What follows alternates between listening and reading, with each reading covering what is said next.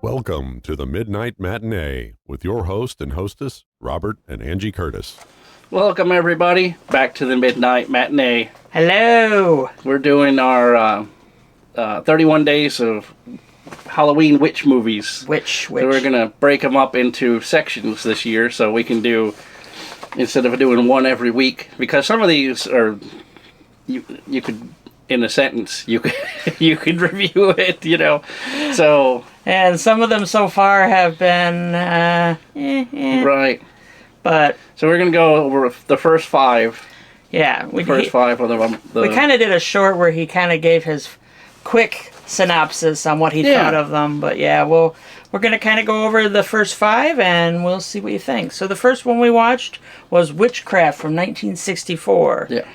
For generations, the Whitlocks and the Laniers have been feuding, including when Vanessa Whitlock, accused of being a witch, was buried alive centuries ago. Right. I thought this one was pretty decent. It's an old film, obviously. Yeah. It has, what's his face? Is it Lon Chaney in it? Yes. Yeah, Lon Chaney is one of the... barely in it. It kind of starts out kind of, they're in the graveyard and there's like... heavy machinery or equipment tearing up a graveyard. Right. Yeah. So the basic premise of this one is that there's these two families that have been feuding forever, and the one family has claimed the other family were witches, so they could have them burned and take over their property.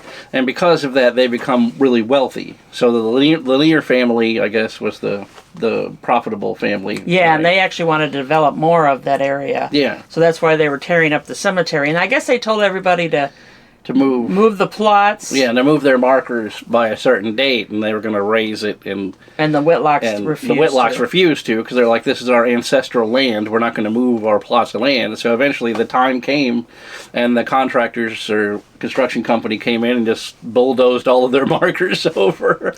Well, and in the process, the Vanessa, who was labeled a witch and was buried alive, I guess, or buried... Right. They gets free. She had a seal on the top of her crypt that kept her at bay, and this company scraped all of that off, and then now the seal has been removed from her tomb so she can wreak havoc on the enemy Lanier family. So this is another one of those ones where you're about halfway through it, you know, and the story's going, and you're kind of like, you know, I'm kind of side with the witches in this one, because like what you couldn't. In the beginning of the movie, they're showing a map and they're like, here's where we're going to expand our property over into this territory, and you're like, that's a great big map, bro. You could have put that anywhere. Like the cemetery is kind of like the biggest dick move, you know, like what it's like. I kept thinking Poltergeist. Yeah, like They moved the headstones, but they didn't move the bodies. Well, and they said it was also an abandoned, that no one had been buried there, I guess, in a long time. Right, because it's the family's land, you know, so somebody in that immediate family has to die before they're buried there. Now, the Laniers, they had a crypt, didn't they, if I'm remembering correctly? Yes. So. Well, the Whitlocks had been using that crypt, too. Yeah. So they had their secret Coven entrance. Well, we don't want to give any spoilers, though. It's from 1964. Yeah, I can't really. If you haven't watched it by now, right, you've got to be like 80. But yeah, I really appreciated this movie. It was good. The acting was good. It had a lot of suspense in it. You know, it's from the 60s, so there's no special effects at all in it, and it just kind of told the story and went with it, and I really appreciated that. So what do you think you would give it on our haunted? Here's our haunted rating system. On a 1 to 5 scale, what do you think? A 3? I was thinking maybe 3, maybe 4. For its time, I would say it's a 4. Okay. But in our time, I would say it's a 3. So you think 3 is where we're at? Yeah, I would say it's blood-curdling. Blood-curdling, thrilling enough to make you look over your shoulder, but not enough to keep you up at night. Solid, but not sinister. Yeah. So. Right. Okay, night 2, we watch Witchcraft, another Witchcraft, and this was the doll in Brambles from 1961. So this predates the Witchcraft movie. Yeah. And this one is an American traveler must help his French friend and the man's fiancée escape a witch's curse. Yeah. So this one started out well. It was, we thought it was going really well, and then we found out it was only like... It's like only 20 minutes long. 20 minutes! And we're like, well, that's not much of a movie, but it came up in the movie category. Yeah. But, so it's weird. And the guy who plays the American friend in this is the dad from The Christmas Story. Yes. So, that was hilarious. So the whole time I'm like, bump assist! Right. And he's really good in this because he's a lot younger. He's a soldier who's fresh from the war in this movie, and he goes back to help his friend in France, and he's just taking none of it from the witch. It's good eating. Yeah. And he... I don't want to say like steals the scene because he's like a secondary character in it, but he's such a good actor that he like becomes the lead at one point in it. So I liked it. I wish it wasn't 20 minutes though. I mean, it definitely could have been fleshed out a little longer. I mean, basically, his French friend fell in love with either the granddaughter or the daughter of a witch, and she doesn't want him to be with this French guy. Right. She does not like him, and so let's just say there's some voodoo doll kind of stuff going on and whatnot. But yeah, I thought it was really good. It was really good. I thought I was really disappointed when all of a sudden it just ended suddenly. So. But that's how it resolves itself, really, is because he finds the doll and steals it, and then he shows it to his friend and then breaks it, and then the movie's over. Yeah. And you're kind of like, what are we doing? And the credits roll. I'm like, what? Like, it was only 20 minutes. Like, we got robbed on this one. Yeah, because this could have been a feature-length movie, and I would have very much appreciated it. So okay, let's go to our haunted rating system again. Bink! Bink.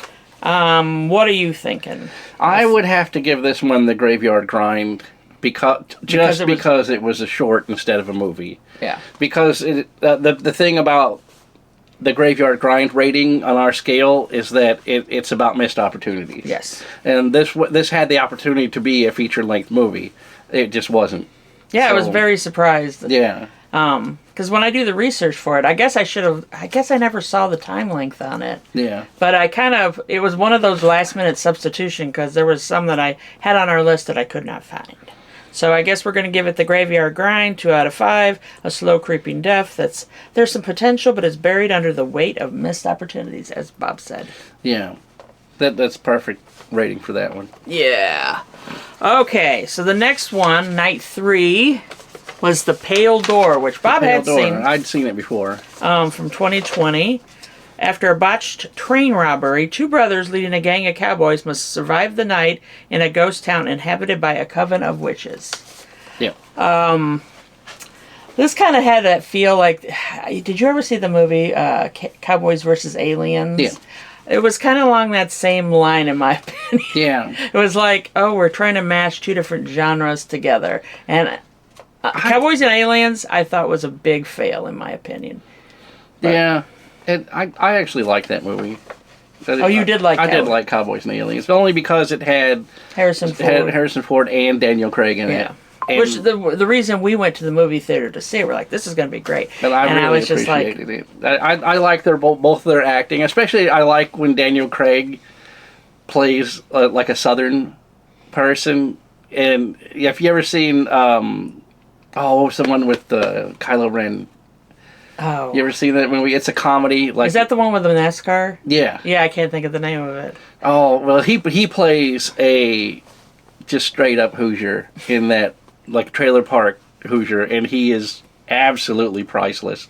And this is a upper class British man who has the Southern accent. Just it's peak. It really means that Daniel Craig is. It's peak. He is so good at it, and in that movie, that's why I liked it, because he pulls it off, and Harrison Ford plays it straight, even though it's a silly story, and I liked it a lot. So I don't just for that reason. I mean, obviously the premise of it's kind of foolish, but the acting carries it, in my opinion. Well, let's go back to the actual Pale movie, Door, The right. Pale Door, which had an interesting and I think this is another one of those. I would like to give it more, but I would say this is a graveyard grind too because of the missed opportunities in it. yeah. I mean, there's a lot of stuff going on. It kind of moves pretty quickly, but Yeah. yeah, they're led to this town that they can't Yeah. see, and then they end up getting caught in this town, Right. this ghost town. There's a lady on the stage on the train that is bound up, basically in the typical witch bindings where they got like that's the right. metal thing on They their had the face. Pinkertons, Yeah. and they had her all Right. locked up. So she says, "Well, I can take you to a safe place to hide out." And they're like, "Oh, that's cool. We'll rescue you and take you back." So then she leads them to her hidden village that they put a spell on it so you can't find it, and it's like a refuge for witches. And when they're in there, they find out that their younger brother has never killed anyone and is still a virgin. He's an innocent. Right. So they want to sacrifice him. The witches want to sacrifice him and bring him into the coven like the other ones, because all these witches, they're all dead. Basically, that's the Yeah, and his thing. So they want to bring him into the fold so that he could further their bloodline or some kind of shenanigans. But a lot of this is like a straight ripoff of Demon Knight, yeah. Tales from the Crypt movie, and which is That's a fantastic movie. I've forgotten about that with Billy Zane Yeah. and William Sadler and all Yeah. that. Yeah, There's amazing movie back is that in the Bordello 90s. of Blood? I think that was called, wasn't it? No, that's a different one. Oh, that's a different one. Yeah, there was 3 of them that came out, but this one is the first Demon Knight, which was amazing movie, and this steals a lot from that, where there's a lot of scenes where they're crawling around on the ceiling and the burned up little witches are climbing up the walls and stuff, and when they get shot they like fly back like 15 I think the special yards and effects stuff. in the Pale Door were. Yeah, it's all kind of. It was on Shudder. Yeah. I think it's one of the Shudder It originals. is one of those Shudder originals, so Yeah. it has a low budget. The special effects are kind of meh, Meh. and the acting is meh too. Yeah. So it Yeah, it didn't have any really big stars or whatnot. no. So. And like I say, it's one of those movies that when you watch it, it gets to the end, you're like, yeah, like the Horror House LLC movie, like Yeah. the first one was kind of like, that was really good, and the second one was like, why did we even make this? And then the third one, you're like, I want my money back.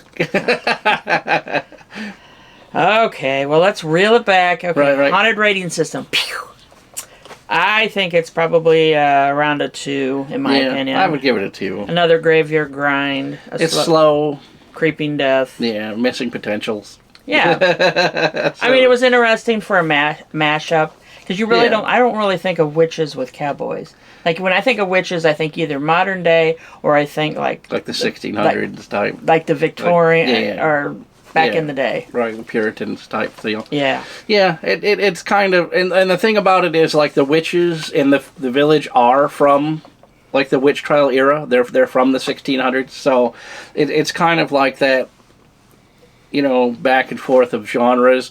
Like I say, if you had given this script to like A24 or a modern, movie production place, this movie would have slapped all day. You know what I mean? Because if you had like good actors, you had good sets, you had good, production value, it would have been a fantastic movie. And the guy, the slave, the freed slave guy, that's like the caretaker of the sons, he is a fantastic actor. I've seen him in a lot of stuff. I was drawing a blank on his name though. But he is a C-tier character in this movie, and he can't carry a whole movie, but Yeah. his acting is on point in this. Like, he nails every scene, and he has that, like, persona that like, he's the go-to guy for information, and he's not supposed to be. You know what I'm saying? Like, he's supposed to be, a third-tier character in this ensemble of the robbers, but he steals every scene because he's such a good actor. Yeah. And then the actor that's the lead is terrible. Yeah. He's one-dimensional, like, I'm going to shoot I'll shoot my way out of here and all this. You're Very like, stereotypical. yeah, and It doesn't work. So, okay, so we're going to give that one a 2 out of 5. Yeah. Okay, so the fourth night was the Witchery. The Witchery. Which, basically a photographer and others are stranded on a Massachusetts island hotel haunted by a woman in black. A lot of women in black. Right. This one had David Hasselhoff in it. David Hasselhoff. Don't hassle the Hoff, as some people say. It also had what's her face, Linda Blair in it. So I mean, and then this was from 1988. Right. So right. So 1988. That's right. That's peak. That's peak Hasselhoff, and that's right in the middle of the Knight Riders run. Oh yeah. So I think Knight Rider came in what, like 85, 84, 85. Yeah. Yeah. So. Yeah. I thought the premise was kind of interesting. I don't know about the lady who played the witch. I mean, she was kind of like. Yeah. Yeah. And there's a lot of I don't want to say like shenanigans going on, but there's a lot of weird scenes. So if you've ever watched any Linda Blair movies, you'll notice that there's the what do you call it, like the debutante kind of where she kind of dictates how the movie's going to go because she's in it, and she doesn't like to do a lot of things even though that's what the story says to do. Yeah. So a lot of weird things happen and you're like, that doesn't make any sense, but it happened because she wouldn't do what they wanted her to do in the scene. Yeah. So there's some of that in this movie where you're like, well, I thought, didn't she just fall through a bathtub? Like, why are we in this now? Like, that doesn't make any sense. I thought it was interesting that a lot of the reasons how the people died had to do with almost like sin. There's sin, there was lust, and then there was a bunch of different stuff. Yeah. But I thought overall, it was, It's an 80s movie. It definitely looked like an 80s movie. Yeah. You have your haunted hotel and whatnot. Right. So, what do you think? I'm going to say probably another 2 or 3 in my opinion. I would give it a 3 because it is thrilling enough. Right, and that's the thing about that one, is it there's enough there that it's interesting. It's not like we do the 2 where it's kind of like, meh. Yeah. Like this is a good movie. Like I'll give it that. You know what I mean? Like if you just sit down and watch it, you're like, okay. I mean the sets are good, the camera work is really good. I like the old hotel. Yeah, that's why. What the scene is it's filmed on an island. And there's like a dilapidated old hotel and like some outbuildings, and the way they filmed it isn't in that, like in the 80s they used to, like in the 80s and 70s when they first started filming in color for full time, they used to film during the daytime and then put a filter over the camera so that it looked like it was at night, and you could still see like the sun in scenes, and it was just, they didn't do that at all in this movie. So when they filmed at night, it was at night and it's overlit and it's perfect. Well, for that era. And the special effects are pretty bad. To meh minus. I mean, it reminds me of like the Clash of the Titans stuff, like right. And where it does. Granted, everything had to be physical, right. And done. Yeah, there's a couple of scenes where it's supposed to be like a dream sequence, or like you're in the throes of the witchcraft, and they filmed it with like prisms and like a kaleidoscope aperture and stuff, and it's that era. What are you going to do? You know what I mean? Like, that's just how they did things back then. So you can't fault it for that.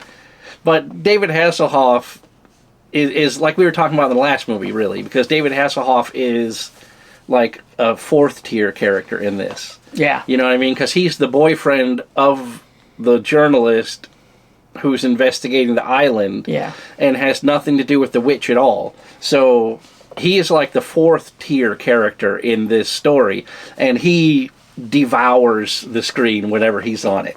Like every single time that like any of the ensemble is in like one room and something's going on, like David Hasselhoff steals that scene from all of those actors. Like there was one scene where he went to get a coffee pot or something. Remember that? Like they were all together, and he's like, "Well, I'm cold. I'm gonna go get the coffee pot and make some coffee." And like that was the whole scene, and he just ripped it away from all the other actors. Like everybody else is just kind of like, ugh. Like it's so funny. Like there's a lot of scenes like that where David Hasselhoff is a background character in that scene, but he steals it from everyone else. So Yeah. like the dialogue and all the stuff that's mainly going on, it's just you don't even pay attention to it because you're like, oh look, David Hasselhoff, there he is. Look at his hair, it's so curly and perfect. There was also some also gross moments, in my opinion, where I had to like, oh no, but we don't want to spoil anything. Right. Though it's from '88. Once again, if you haven't seen it by now, you probably It's worth a watch in my opinion. yeah. Like I would say. So what did we say we're going to? You said 3 out of 4. Yeah, we'll give 3 it out of 5. We'll give it a 3 because it like I say once again in 1988 when it came out. That was 88. Yeah, 88. In 1988, this was top tier. This was and they definitely got the '80s hair, the '80s movie. clothes going. Yeah. Yeah. It would be, a 5 out of 5 movie in 1988. But nowadays it has slipped down a couple notches because of the cheese factor. But if you're a person who likes 80s nostalgia and you like David Hasselhoff and a pregnant Linda Blair. and Linda Blair, right? Then I mean it's going to be an S tier movie for you. She was definitely pretty in pink. Yeah. Okay, reel it back. Right. So let's go on to Night 5. And Night 5 was a movie from 2020 called Coven. Yeah. A group of women accused of witchcraft lure their inquisitor into witnessing the witch's Sabbath. This one, I don't even know what to say. It started out at the beginning, and there was 4 women dressed very scantily. Yeah, the one was doing some kind of straight up ritual. naked. Yeah, and my first thought was, is this like soft porn or something like that? Well, the actresses that play the witches look like porn stars. I mean, they have that, and their acting acumen is 100% porn tier level. Yeah. Like, it is absolutely terrible. Yeah, because you said the person who wrote it also... She wrote it, produced it, and starred in it. And starred in it, And she is terrible. Yeah, I can't... All of them... All of the only actors... This is like a C movie, or C list, or whatever you call it. Like, yeah, it's not even like... F tier at best. It's... The funny... in the first 5 minutes of it, you find out that this movie's terrible. Like they did no research into witchcraft at all because the lady, they're calling the corners, right? So you have your 5 witches, right? Because you got the 4 corners, then the lady in the middle, and then they're doing like the blood sacrifice part of the ritual, right? Which they cut their arm, which is better than cutting your hand like they do in most of the movies. But anyway, so she stabs one of the witches in the middle of the ritual and kills her. And you're like, did you not read how you're going to close the circle if you killed one of the participants, you idiot? So then it's like, look at me and how tough I am, like it reminds me a lot of like Diablo Cody level of writing. You know what I'm talking about? Like, but it's not that good. You know what I mean? It's just like foolishness for the sake of foolishness. And then it just like, it just goes downhill from there. Like the plot just gets more muddy and stupid. And like the main witch, which, spoiler alert, is also the producer and the writer, is like very overpowered and just needlessly violent. And there's a lot of where she's just insulting people just to do it. She was just a real bitch. Yeah, and it's not a good look. And I just, like, immediately you're just like, I don't care for any of these people. Like, no, there was no redeeming qualities whatsoever. Yeah. I just thought the movie, it looked like a bad student kind of film or something like that. Yeah, that's a good way to put it. It looks like somebody got a hold of a really nice camera for a few hours on a weekend and was like, let's go down to this, abandoned train station and make a movie with my friends from the script club. Like, that's exactly what this looks like. Yeah. The acting is all absolute garbage. I still don't understand how they had a whole bedroom set out in the middle of a hangar. Yeah. Open air hangar. Yeah, it's like a rail yard. Oh, is like, that what it was? Yeah. I was thinking it was. But it only has 2 sides to it. So they got she's got like a bed and like these weird couches.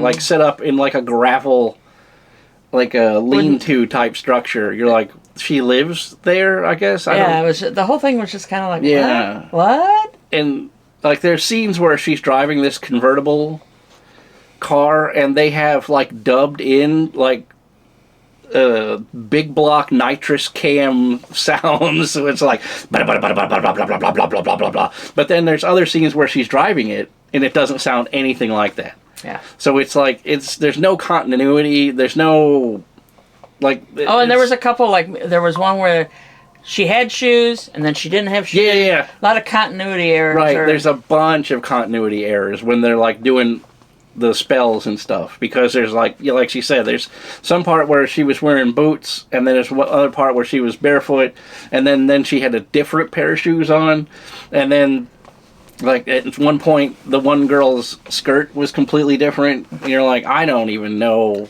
what we're doing if this, and the story of it was so dumb. It's like a straight almost word for word rip off of The Craft. Oh yeah. As far as the story goes, but it's like instead of like the whole thing about The Craft was that the girls were bullied, and then came together as a group because of witchcraft, right? Where in this movie, the girls are the bullies.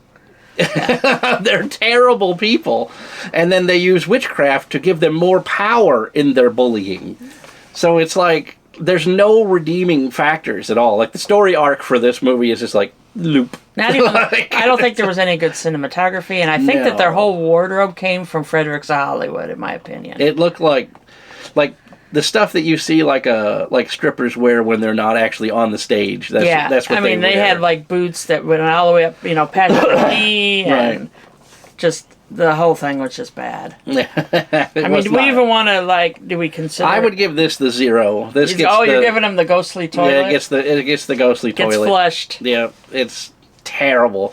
I wouldn't watch this movie. If I were you, I would skip it because it's just terrible. Yeah, this is the kind of movie that you glue into somebody's DVD player just to be awful to be someone a terrible else. Person, right? It's absolutely. Can we terrible. get that time back? Right, terrible. So what was the last one? That was it. That was it. Coven. That was all 5. That was all 5. I had to end on a down note. I thought we were. Dun dun dun. Yeah. The movie was awful. Was there anything else we've been doing? Obviously, we've been doing most of our time with this in the evening. Yeah. And then we've been still watching that. We've still been watching Orphan Black. Yeah. Have we made it to season 3, I think? Yep, we're on season 3 of 5. Is there anything else we've done?